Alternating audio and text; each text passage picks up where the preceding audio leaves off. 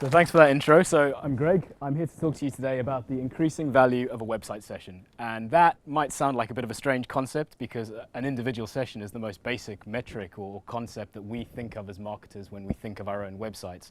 But I'm here to make the case to you today that behind every session is a person, unless it's a bot, and that we should be treating those people with increasing value because from certain quality traffic sources that we've always relied upon, they're becoming more scarce and more expensive to get onto our websites. Before we get into any of that, a bit about me. I'm Greg. I actually grew up in South Africa, so if you can hear the twang in the accent, that's where that's from. I live in Cardiff in Wales. My partner, who you can see there, is Italian, so if I make lots of hand gestures, you'll know why. I work for a Finnish company. Leadoo are headquartered in Finland, but the UK is increasingly a core market for us. And secretly, deep down, I'm probably American because I love country music and I love American sports. So you might be thinking, Greg, this all sounds mildly interesting, but look, sessions are everywhere. More and more people use the internet every year.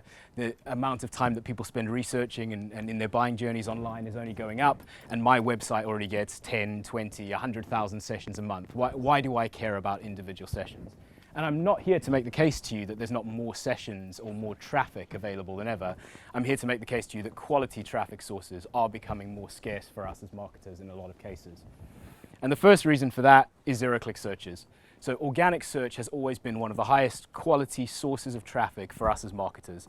If we can get in front of people who are actively searching for something that we can fill a need for and get them on our site, that almost by definition is a quality session for us. But the rise of zero-click searches in recent years means that increasingly people type things into Google, they find whatever information they're looking for in a search results page, and they don't click on any website, ours or anyone else's. Does anyone want to take a guess what percentage of searches in Google are zero-click searches? Anyone want to throw out a number? When nobody clicks on a website after they've searched for something. 30? What was that in the back? 2%. So 30 is a pretty good guess, but to be honest, it's a bit of a trick question, and the answer is nobody knows. Nobody knows how many zero-click searches there are in Google every year. So Spark Toro did a big piece of research a few years ago. It made a lot of waves where they put the number at 65% of searches in Google with zero-click searches.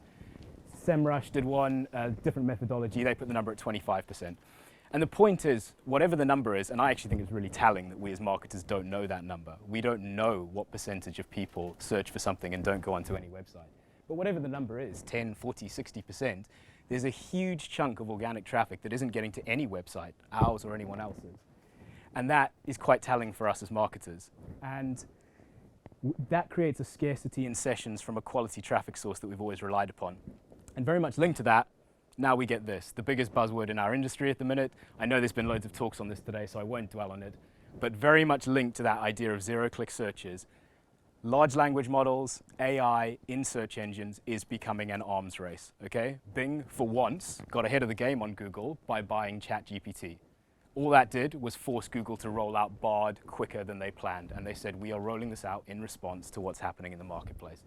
You can bet all your money in the world that those search engines are only going to continue refining, building up those AI capabilities, and they are going to use it to start auto-generating responses to people's queries. And what that means is that it may negate the need to even show a search engine results page. So with a zero-click search, someone sees a page and just decides not to click. With the rise of AI, a lot of SEO experts, Aleida Solis, if anyone works in SEO, you'll be familiar with Aleida, I'm sure. She started talking recently about this idea of the purge, this idea that vast swathes of organic traffic that used to generate clicks to a website because it ranked highly to answer a user's query will simply not exist anymore as website traffic. It will be answered by auto-generated responses through a search engine. So we're in a situation where the scarcity of organic sessions is only going up for us as marketers because of zero-click searches, because of the rise of AI. And the natural response is to say, well, we can supplement that with paid traffic. And you can absolutely supplement it with paid traffic on search engines, but it's going to cost you. And it's increasingly going to cost you because every year people put more and more money into search engine ads. In 2017, there was just over $100 billion globally spent on search engine ads. That doubled within 4 years. By 2027, it will double again. Search engine ads are auction-based. They are inherently inflationary. So every single time more people enter the marketplace, because it's auction-based, the price goes up. And that means we as marketers pay more, And we're also in a situation now where Google is incentivizing us through things like optimization scores to hand over more and more control to Google to manage our bidding strategies or even what keywords our adverts show for. So we're in an inflationary environment, we're given over control, and people are spending more and more money. It drives up the cost of those individual quality sessions from paid search traffic. And then as marketers, we get hit with this. And you will have seen, again, I know there's been talks about this today, you will have seen loads of headlines there on the right about a cookie apocalypse and the death of cookies. For a lot of people, you might say, look, I've heard about this, it sounds all very big picture in Silicon Valley, how does it affect me as a marketer?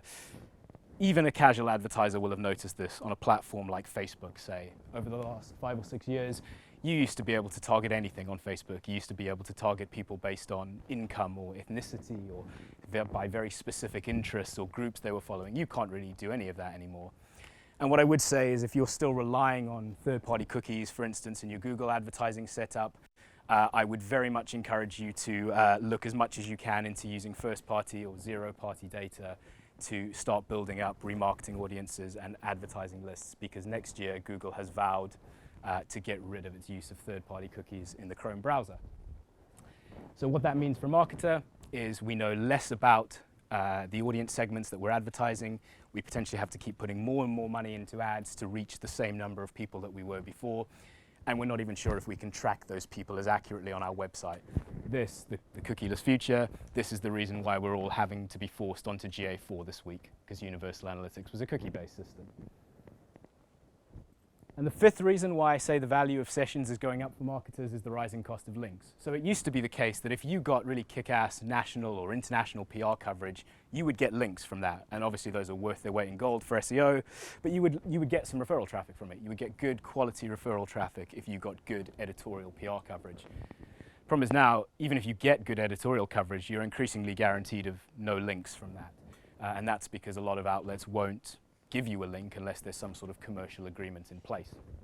And that doesn't even speak to the increasing cost of links from things like bloggers or influencers.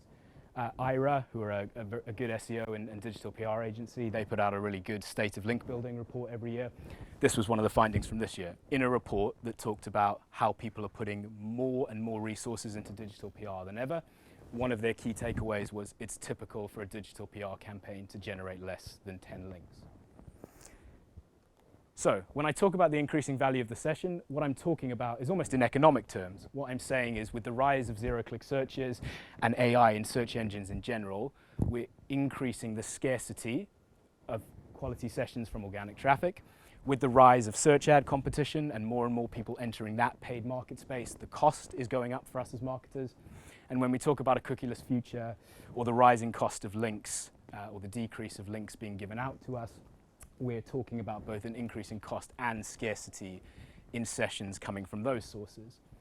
And if anyone's ever done a basic intro to economics course when you're in high school, you'll know that when the cost of something goes up or the scarcity of something goes up, its value goes up. And that's what I mean when I say individual sessions are increasing in value for us as marketers. So, what are we meant to do about that?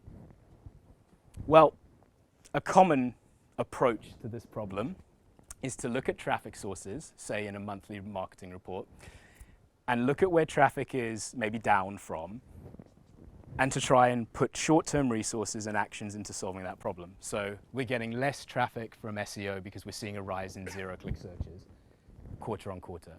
And what can we do in the next quarter to try and improve and hone our SEO efforts? Or there's more and more people entering our paid search ad space. We're not getting as many clicks as we used to. How can we supplement that with other forms of paid traffic? And that's fine, but it does mean that we often fall victim to short-termism as marketers, and I am more guilty of this than anyone. I used to work in marketing agencies for the best part of a decade, so I know all about the pressure of maintaining traffic levels in monthly reports. But for us at Leadoo, we believe this approach is not tackling the fundamental goal of what marketing should be tackling. For us, marketing is about trying to increase conversions, leads, or purchases through a website.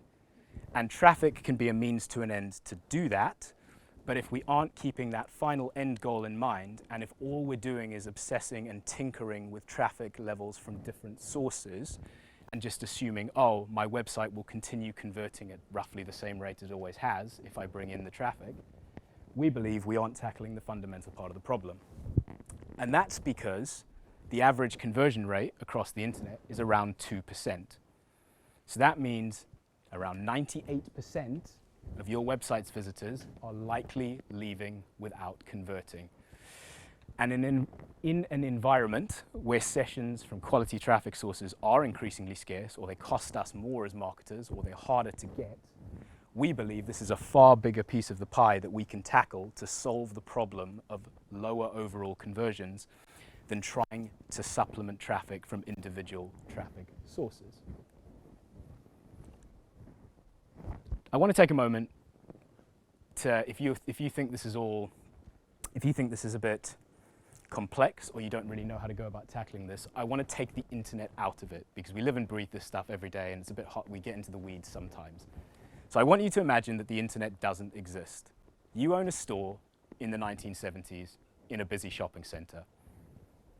And you notice that there's lots of external threats or things happening in the shopping center that's making it harder for you to get people into your storefront. So the first thing is there's more competition. More stores are springing up all over the center and they're selling the same goods that you are. The second thing is the center starts putting up signs and lots of information around the shopping center that answers questions that people would have to come into your store to ask. So they have information about products that are in stock, or what other stores they can get those products from, or information about opening times. They have lots of information coming up around the center that is negating the need for people to come into your storefront to ask the question. And then the shopping center just stops telling you about customer behavior. It stops telling you about the demographics of people in the center. It stops telling you about their buying behaviors. And the eagle-eyed among you, I know the slides are a little bit small because you're quite far back, but the eagle-eyed among you will see that those are analogies for some of the things that we've been talking about so far. But you see an opportunity, because the store next door to you hires a really ambitious young sales assistant. And you find out, probably because the store owner next door to you doesn't shut up about it, that that sales assistant is increasing the likelihood of people buying things in their store by 70%. Now you have a choice at this point. You can either spend resources tackling the external problem that the center has created for you, i.e. the problem of getting less and less people into your store. You can try and tackle the traffic problem, or you can get a customer assistant of your own. And when you put it in those terms, I think it's sometimes people think, yeah, of course I'd get a customer assistant of my own. To be honest, a lot of people would probably think I should poach next door's customer assistant. And that's what Leadoo is. That's why we exist. We believe we are that customer assistant. And I haven't made that 70% number up. That's the average conversion rate increase that people see with Leadoo when they become customers after 12 months with us. So I haven't pulled that out of thin air. We've got a stand downstairs. I'm a little bit pressed for time today. We've got a stand downstairs with lots of lovely, friendly experts in conversions, and they're more than happy to talk to you about all the features of Leadoo. But in a nutshell, the way that we do this is we create very, very strong and powerful dynamic content experiences through our tools and our bots within web pages. So within clients' web pages, I know the screens are a little blurry, sorry, but within clients' web pages, we can have really visual, interactive experiences that signpost people to conversion points on the website and get them there way quicker than like a traditional CTA button or having to navigate through a top nav menu. And through those experiences that answer people's questions and signpost people to conversion points, that in and of itself is the single biggest factor in increasing conversion rates for clients when they first sign with us. But where Leadoo is a bit different and has a differentiator over competition, there's some GIFs there that aren't working, sorry, which is a shame. But what Leadoo does is it tracks all of those interactions. So the moment somebody comes onto a site, it takes a record of their visit. We have a company ID feature, so we can tell you what company that person has come from. It then keeps a track of any interaction with our tools and bots through a person's journey across a website. And then if they come back as a repeat visitor, because the overwhelming majority of people aren't ready to buy the first time they come to a site, it then serves personalized experiences. So I'm sorry you can't see the slides very well, but for instance, that is the same bot that you saw in the first slide there, but this time it's saying, welcome back, Michael, and it's giving him options that are relevant to his previous visit. So one of the options is, are you still looking for tech recruitment support? Because it knows what content and what triggers he interacted with last time within the tool. It's also integrated into the CRM, so it knows what company he's come from and if he's in our sales pipeline already. And it serves a relevant personalized experience to him based on that. And then because it's linked into your CRM system, what Leadoo does is it also fires alerts to your team to say, Michael from KPMG, who you were talking to, he went on the site, he went to these resources, he watched these videos, he downloaded this. And that creates an end-to-end cycle from when Michael first came on the website to hopefully the point where he becomes a customer, where we have tracked all of those interactions, we've mapped it, we've let our sales team know, we've integrated it into our CRM data, and that's why the likelihood of him converting is so much higher. I was hoping these would be more interactive, and I was hoping they would load individually, but what I was going to do to make this a little bit more real was just to give you a bit of a math test and show you website A and website B. It's a shame we can't do this in kind of real time with animations, but just to say that if you were looking at website A with 50,000 sessions a month and a 3% conversion rate, website B, even if you lose 10,000 sessions, but you raise the conversion rate to 4%, will have a noticeably higher increase in conversions. And my kind of challenge to you is, in an environment where traffic from quality sources is becoming increasingly scarce and valuable for us as marketers, what do we think is easier? Supplementing traffic that's under threat or increasing the performance and conversion rates of our website? And that 3 to 5.1% increase here at the bottom, that's a 70% increase in conversion rate. So that is just to show you that you can lose almost half your website traffic. You can go from 50 to 30,000 sessions a month. You can almost half traffic, but you can still come out with more conversions on the other side if your conversion rate is optimized. And this is an example from a real Leadoo customer, D-Tech. They have a very niche offering. They make very technical solutions for like libraries and educational bodies, which is why they don't get much traffic. 30,000 sessions in a whole year before they joined Leadoo, which led to 100 conversions. A year after they joined Leadoo, their traffic went down, like we're talking about. It went down to 28,000 sessions. But look, a 500% increase in conversion rate means they've quadrupled or more their conversions in a year after joining. So to summarize, traffic's becoming more scarce, more valuable. It's costing marketers more when it comes from specific sources. We've got these existential threats, potentially like AI and a cookieless future, that make our jobs harder. And that's why we at Leadoo are on a mission to tackle what we see as the flip side of the problem, where we don't have to obsess about traffic. We don't have to worry about month-to-month fluctuations in traffic as much. If our conversion rates are strong, our websites are optimized. And we do that through increasing the interactivity, the personalization, and the conversion opportunities for each individual session that comes onto our website. Thank you.